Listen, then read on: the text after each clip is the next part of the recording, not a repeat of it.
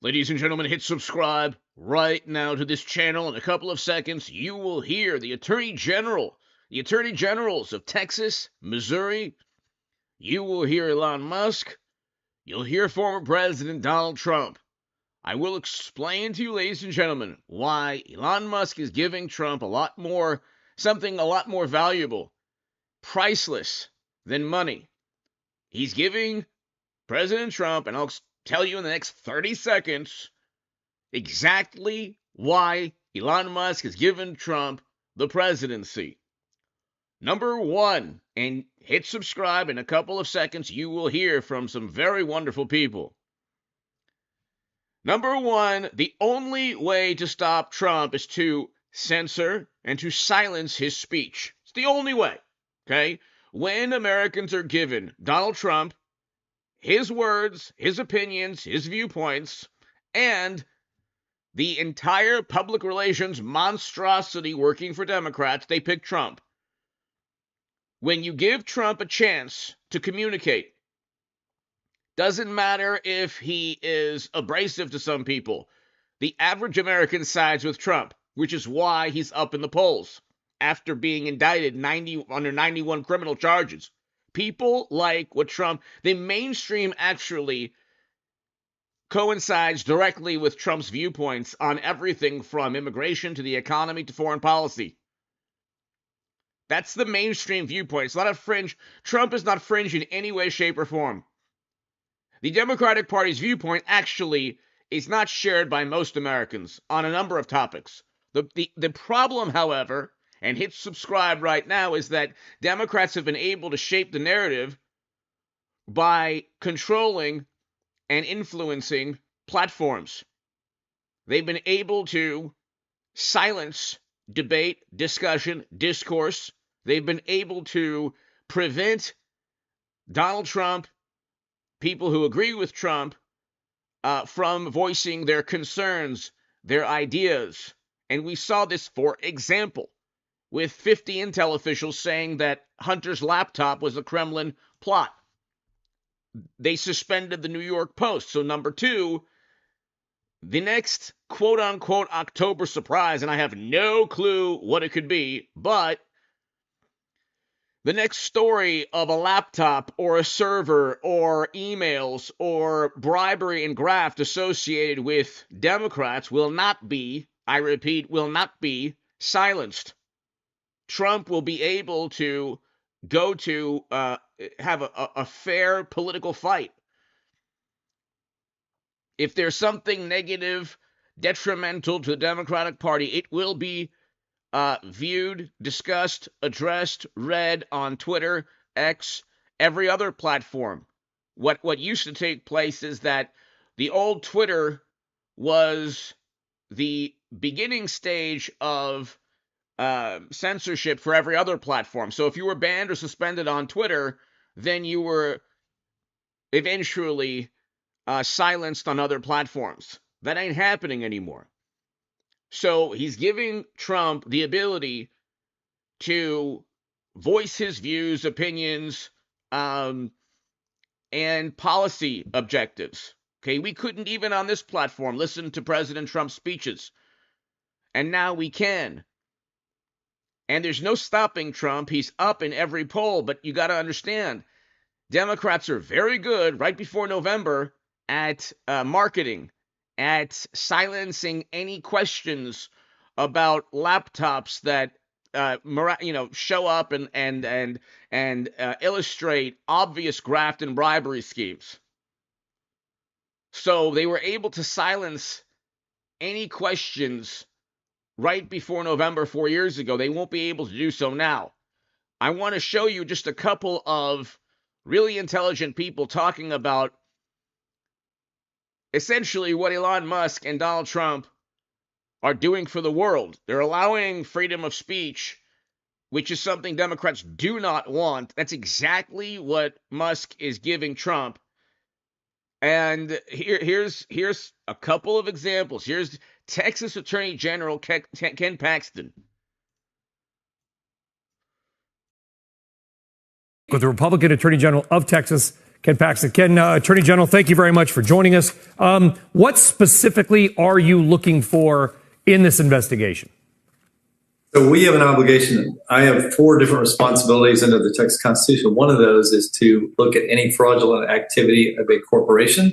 And then we also oversee charitable organizations. So in this case, with Media Matters being a charitable organization, nonprofit, we have the responsibility to make sure they're not doing things that are inappropriate or violating state law.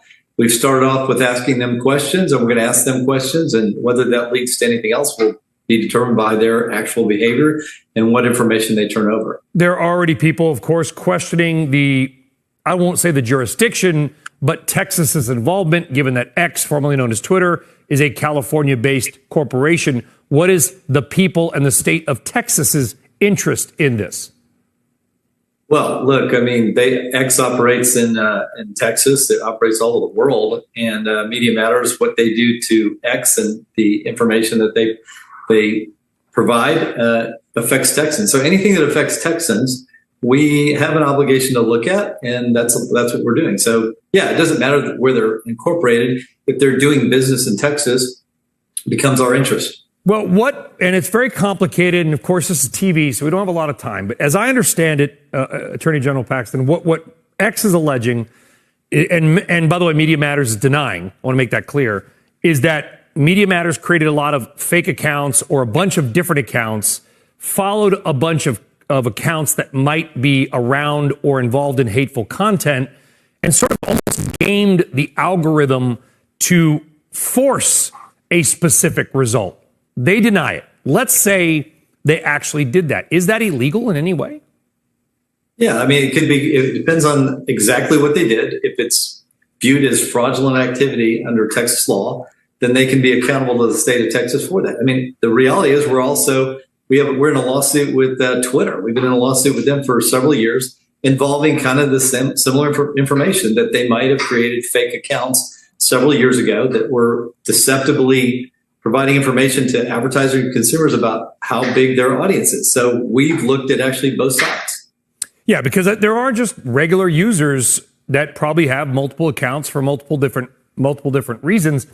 Would this be more of a criminal situation or a civil situation? Because I can go from A to Z.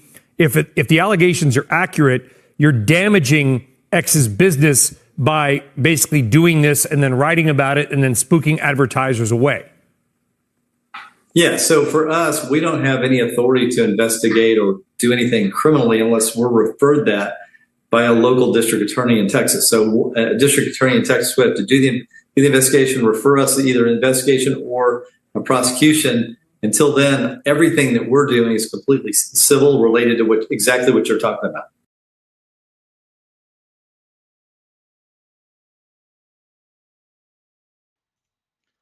So, ladies and gentlemen, they've been going after Elon Musk in the most vile manner. What Democrats have is a whole bunch of organizations, one of which Elon Musk is suing.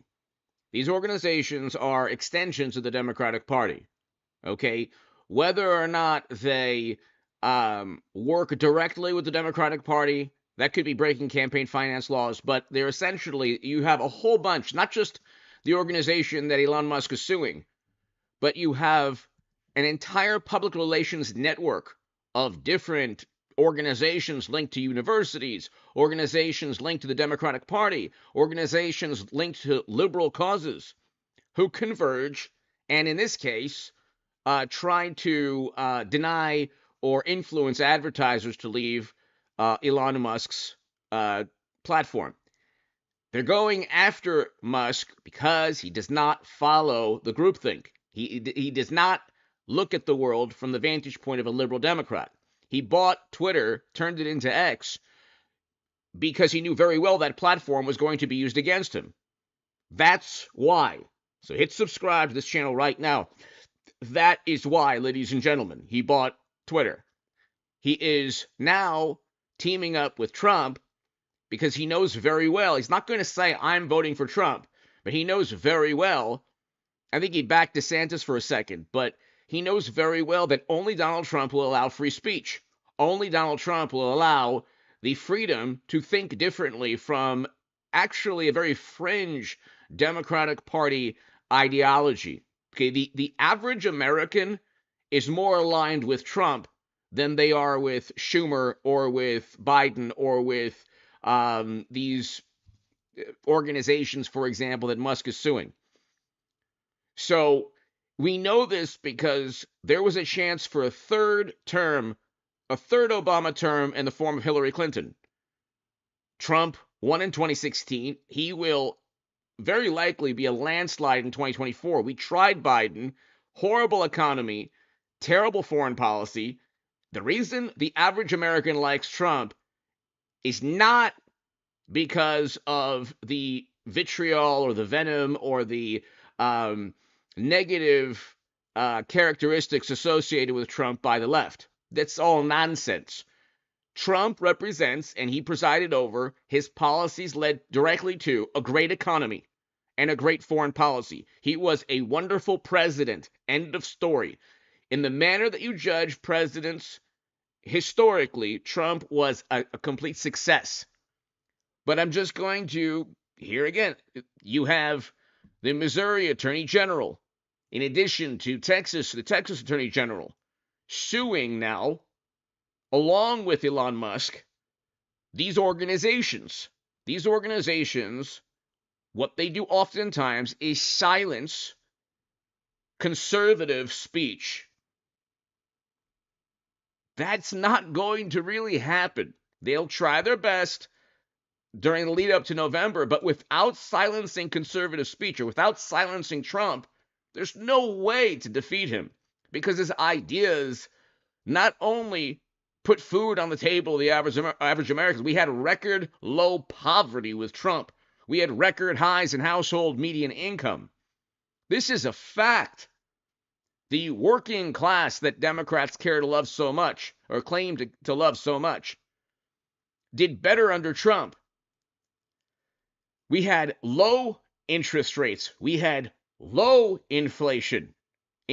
Mortgage rates are now double what they are.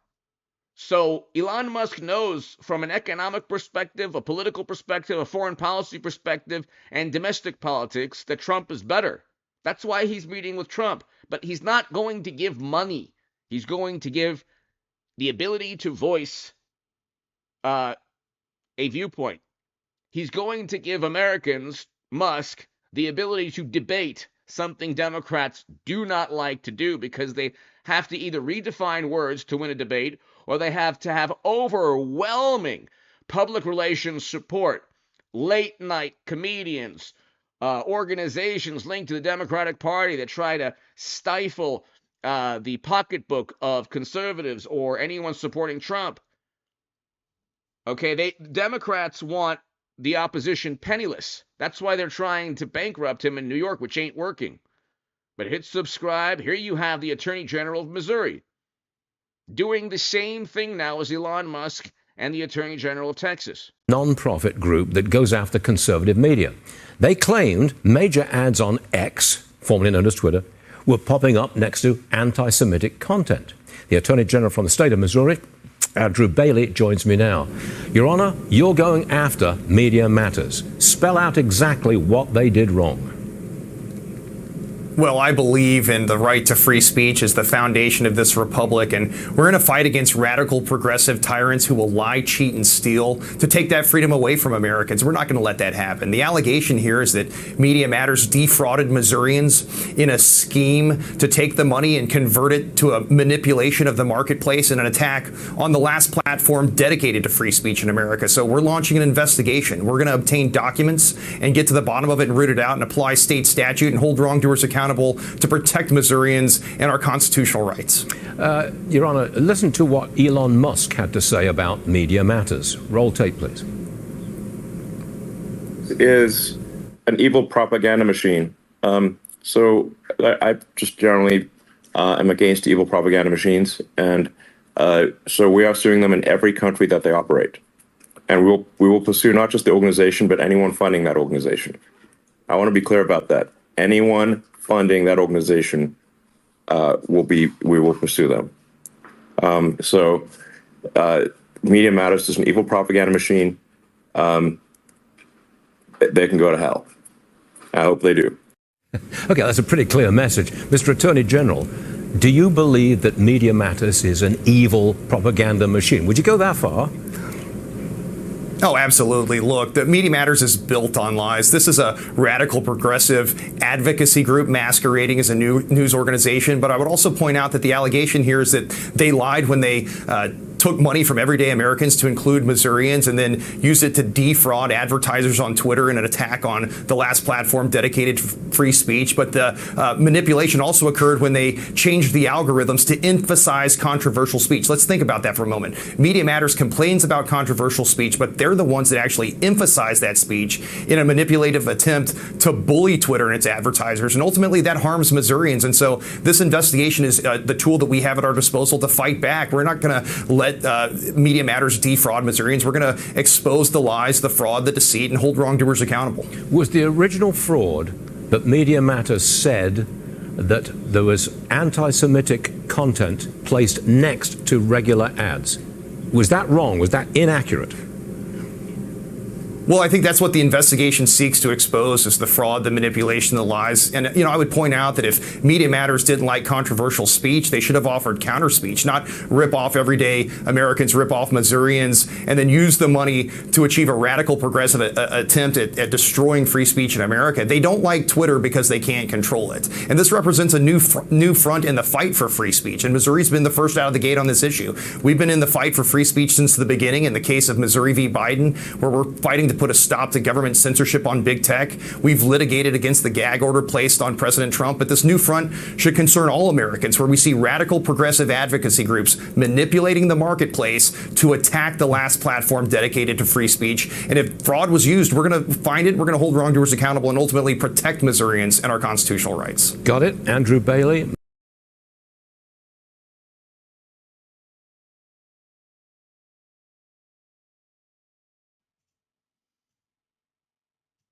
So, because, of course, Twitter, X, and Navi, thank you again.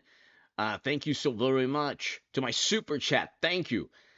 Because, obviously, a social media platform is, everywhere. It doesn't just, you're not just going to one state to log on to a social media platform. It's everywhere, in every state throughout the world.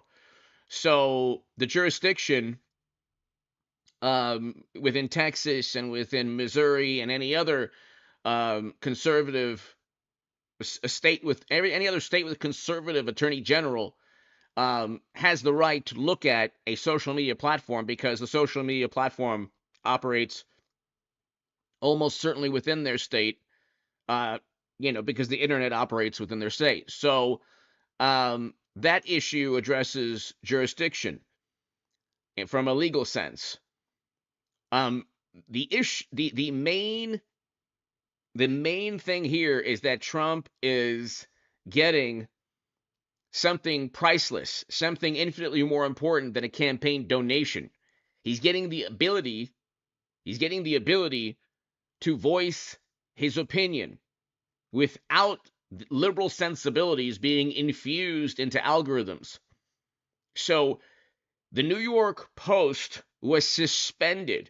They accurately reported that Hunter's laptop contained emails linked directly to bribery and graft. The emails and the reporting of the New York Post, they should have gotten a Pulitzer Prize, but that'll never happen, because all of these organizations are just run by morally superior, highly educated liberal Democrats who protect the Democratic Party and the equivalent political parties within their countries at all costs. So the truth is something they're not interested in. If the truth hurts the Democratic Party, they will then say it's a Kremlin plot to inform you of information that misinforms, and then we find out, oh, by the way, that was truthful. So, Cyan, hello. So, basically, that's the issue. Now, if you look at what Elon Musk is saying, let's see if I can get, where is Elon Musk? Oh, he's not. Okay. Um, this is really interesting. This is actually an older, uh, interview, but it kind of gets into the rationale. It kind of gets into his viewpoint on the future and how he operates. And Elon Musk knew that that Elon Musk knew that they would be going after him using Twitter to try to silence him and ruin his business. So he bought Twitter. Pretty smart, okay? Now, listen to perhaps the rationale behind the acquisition and why, and his philosophy on the future.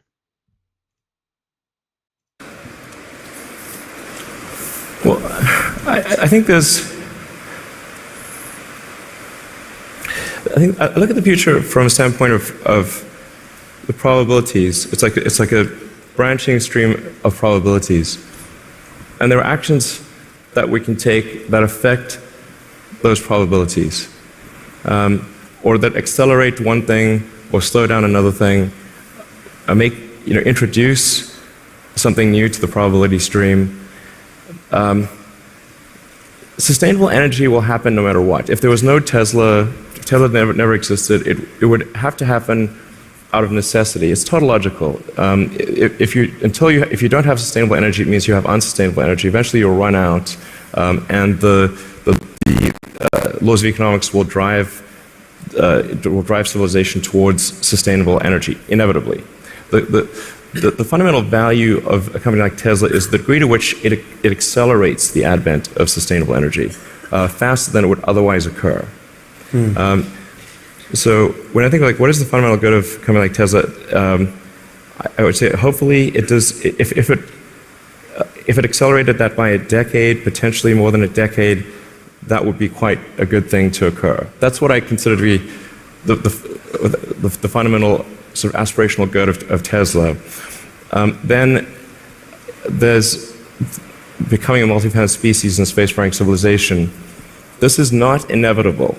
It's very important to appreciate this is not inevitable. The sustainable energy future, I think, is largely inevitable, but being a spacefaring civilization is definitely not inevitable. If you look at the progress in space, in 1969 we were able to send somebody to the moon. 1969.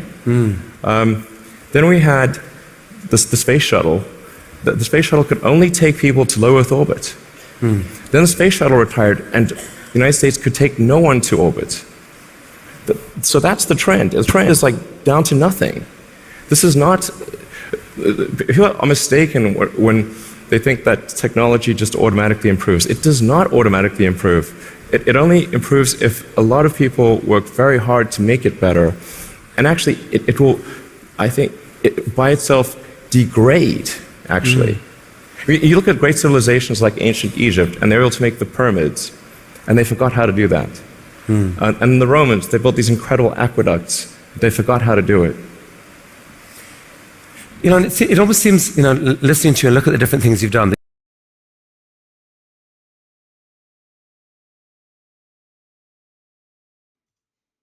So Elon Musk has Tesla, he has SpaceX, and these are his life's work, okay? He knew very well that because of his political viewpoint or his social viewpoint, that wonderful, morally superior liberal Democrats would go after him through Twitter. Okay? That's the issue. They were going to go after him through Twitter. Okay? They were going to silence him, and they were going to prevent him from achieving what he wanted to achieve in Tesla and SpaceX because they didn't like his viewpoints, because he was, the richest man or one of the richest men in the world. And he pushed back. He continues to push back on complete nonsense that media, Democrats, wonderful, morally superior liberals push upon the American public. he pushes back on this routinely. He knew that Twitter would be used as a way to silence him. So he bought Twitter. Now he knows that the Democratic Party still won't give up on trying to silence him, prevent his speech, view him to be. They even asked Biden. We showed the clip yesterday. If he was a national security issue. Okay, so they've tried to investigate him just like they investigated Trump. Okay, the issue now is what presidential candidate is going to allow free speech? Obviously Trump. Free speech used to be a tenet of liberal politics. Now it's not. Now free speech hurts Democratic Party politics because you're given a different viewpoint than the prevailing mentality among liberals, among media, which doesn't coincide with what the average American feels on issues. These public relations polls, when they say, well, 51% of Americans think that Trump should be indicted, that's after endless coverage, negative media coverage, going after Trump in the most vile and partisan manner, while at the same time doing everything possible to cover up any of Biden's flaws or possible criminal behavior of his own. And so then you get this public relations poll. That's not the accurate viewpoint of what's going on. So the media monstrosity is not going to be able to do what it's done in the past, which gives Trump the presidency. You're not going to be able to silence, if you're the Democratic Party, you will not be able to silence another laptop, let's say. Not that I know of any, I'm just saying, who knows? Democrats can't even type a sentence on a computer without, a gigantic national security investigation or calamity. So, who knows? Who knows what the next major story of corruption within the Democratic Party will be? No doubt they'll try to suppress it, but they won't be able to now. That's the point. That's why Elon Musk has given Trump the win. He's going after certain organizations that possibly committed fraud on behalf of the Democratic Party, essentially, and he's allowing Trump to voice his opinion without any censorship, which is the absolute worst thing for Democrats. So, that's the issue here. Okay, let's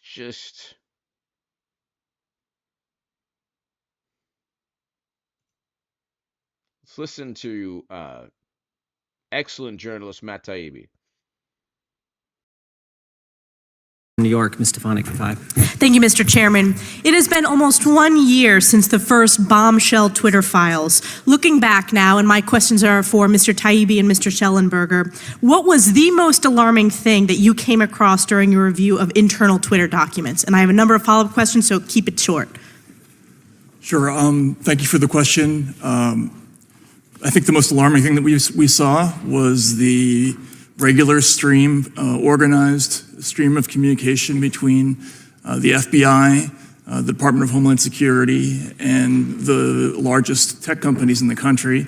They had an organized system for flagging content, not occasionally, but in enormous numbers, involving spreadsheets of accounts that ran to the hundreds and thousands. And this was shocking to us, and to the Congressman's point, this isn't crazy conspiracy theory. We've already had 4 federal judges rule that they believe this activity violates the First Amendment. This is quite serious. We didn't know whether it was against the law, but we certainly thought it was shocking enough to be in the public interest, and that for me was the most serious thing. Yeah, for me, it was seeing the so-called former FBI officials within Twitter and working with and other groups, including this Aspen Institute, participating in an effort to so-called pre-bunk the Hunter Biden laptop before it was ever published in the New York Post, and then to get it censored by Twitter in violation of Twitter's own terms of service, whose internal staff had concluded that the New York Post tweet had not violated their terms of service and they censored it anyway.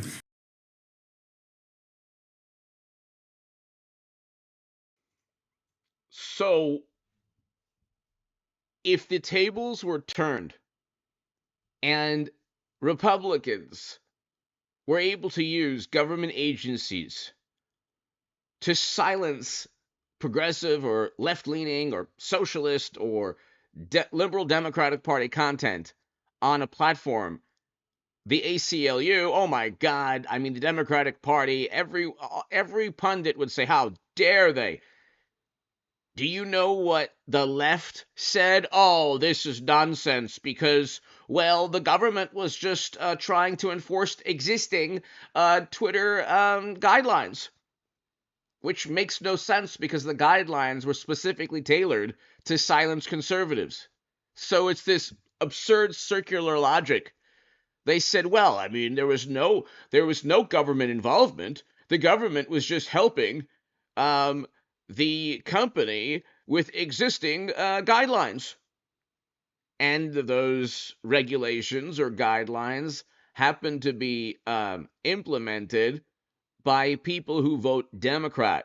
There was not one Trump supporter working for any social media platform. I mean, at least not openly. So, it's unbelievable that the New York Post was able to be silenced and suspended off a platform because 50 former intel agents said that it was a plot by another country. At what point will Democrats stop using this stupid McCarthy-era Red Scare tactic? This is something we learned in like middle school and high school. Like, do people not learn? Do students not learn today that the McCarthy era was not good? That simply accusing somebody of being loyal to another country and, based on this mania, this hysteria, or, information that may be detrimental to one political party is always associated now with Russia? When are Democrats and Democratic voters going to stop? It's been it's going on 8 years now. When are they simply just going to stop and realize that criminal activity within the Democratic Party has nothing to do with the interests of the Kremlin? It's just what it is, criminal or corrupt activity within the Democratic Party. It is what it is. Nothing more. It has nothing to do with any other country. And if anything, they don't care about Democrats. Look what took place under President Obama and look what took place under Biden. They really don't care. Okay?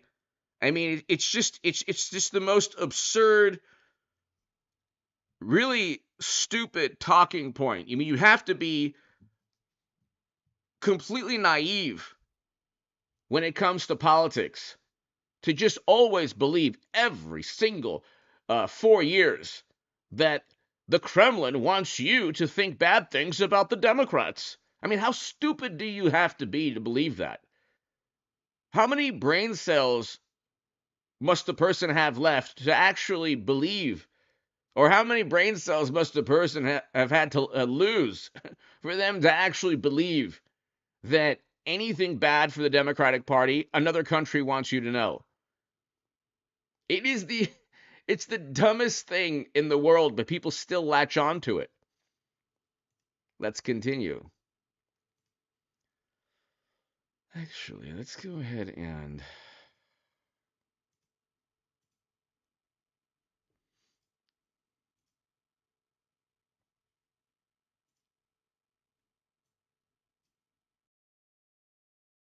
Mr. Schellenberg, I want to ask you further that revolving door between the FBI and Twitter, and I also want to ask about those third-party, essentially government proxies. You referenced the Aspen Institute. Can you delve deeper into both of those questions, both of those topics? Sure. It was the former general counsel of the FBI, Jim Baker, and the former deputy director of the FBI had both taken jobs at Twitter. There were so many FBI people at Twitter that they had their own internal group and their own little crib sheet to describe the difference between the terms that they use at the FBI versus at Twitter. CIA had it as well. Yeah, CIA as well had their own little internal group.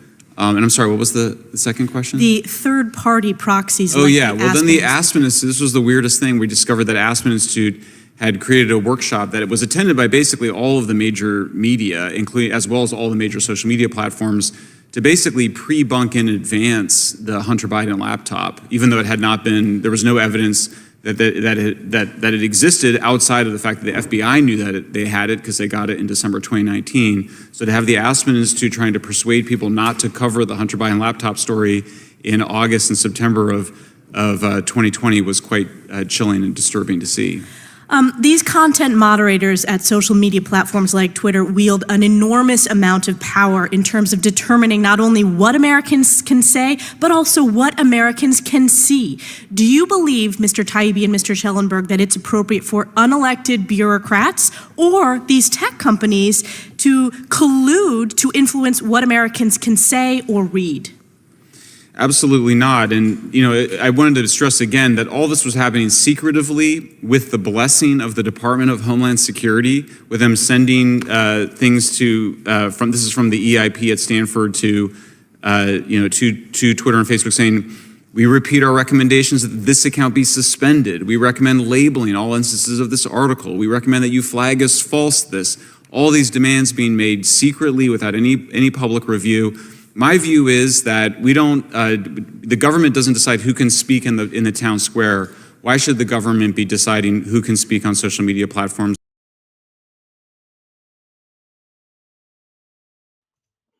So that is why Elon Musk is giving Trump something priceless. Okay, so this is about,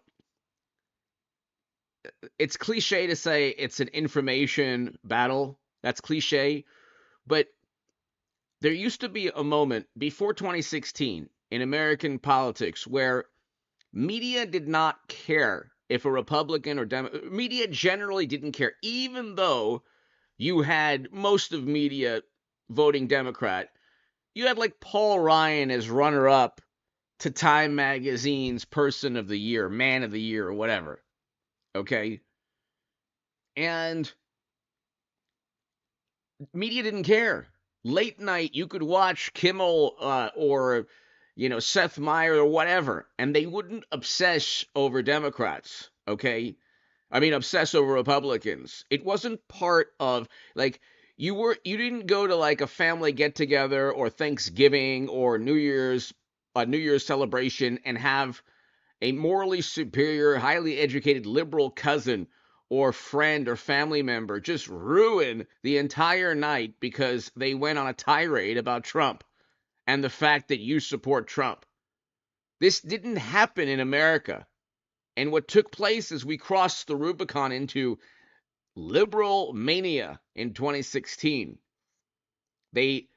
Trump defeated Clinton, and Democrats realized that if the average American was able to actually listen to Trump, his economic policies, his foreign policy, if they were actually able to look at the Trump years from the perspective of, hey, that's a great economy.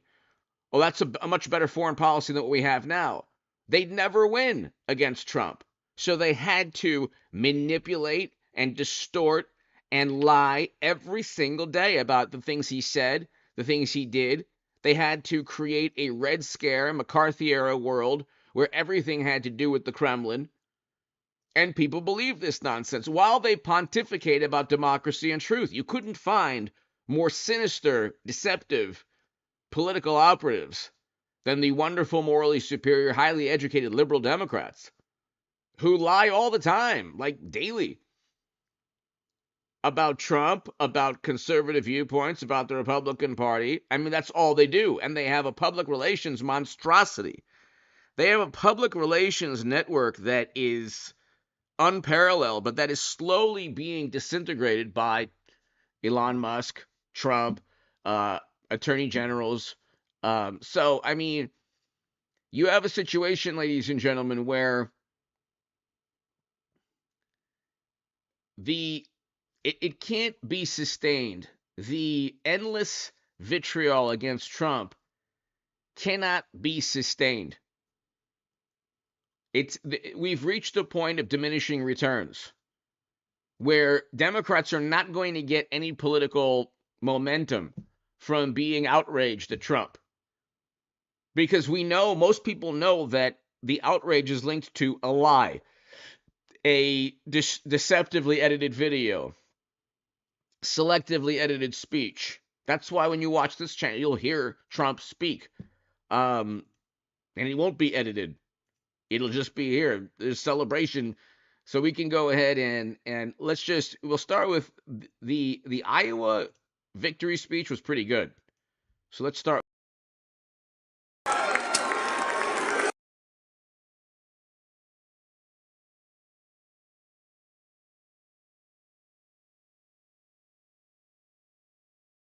Thank you, everybody. Let's do New Hampshire. Thank you. Whoa!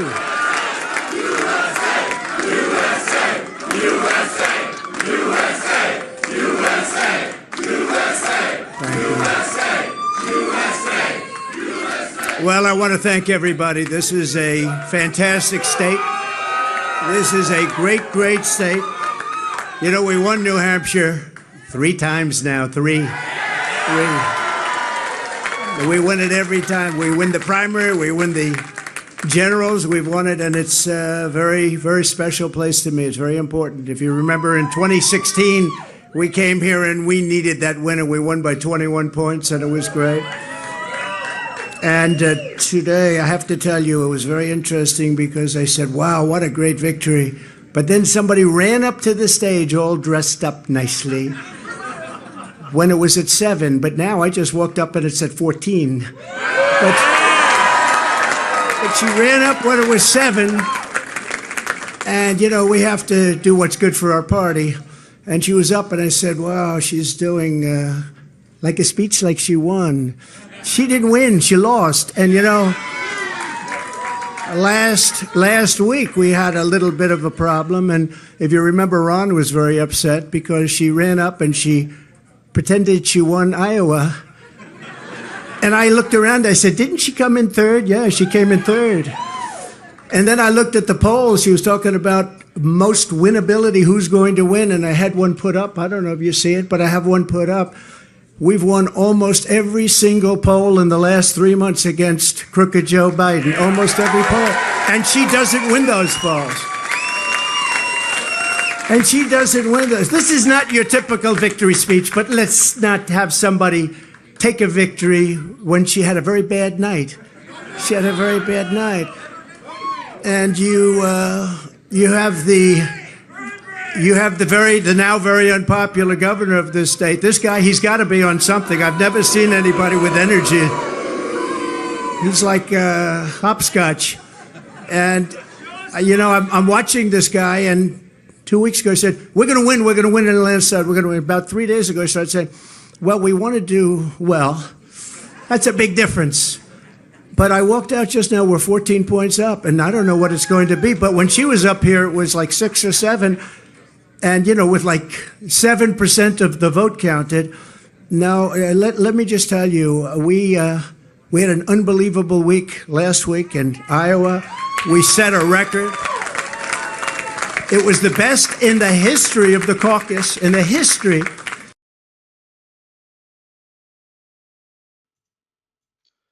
So, ladies and gentlemen, I will be back tomorrow, probably around 4 p.m. Eastern, and then I'll do a second live stream, 10 p.m. Eastern. But Elon Musk is, I mean, you can see from the lawsuits, you could see from the testimony, congressional testimony, the advantages Democrats had, they no longer have. The ability to shape the political narrative, they don't have that anymore. And that's really their biggest advantage. Their biggest advantage was influence on Twitter and being able to ban and silence and censor people. That ain't happening anymore.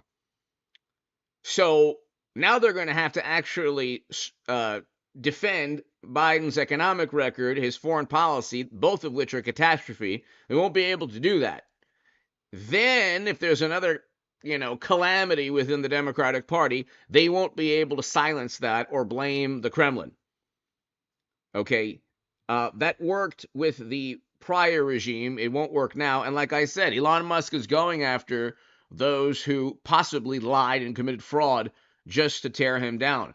Hit subscribe to this channel, ladies and gentlemen. I'll be back tomorrow at around 4 p.m. Eastern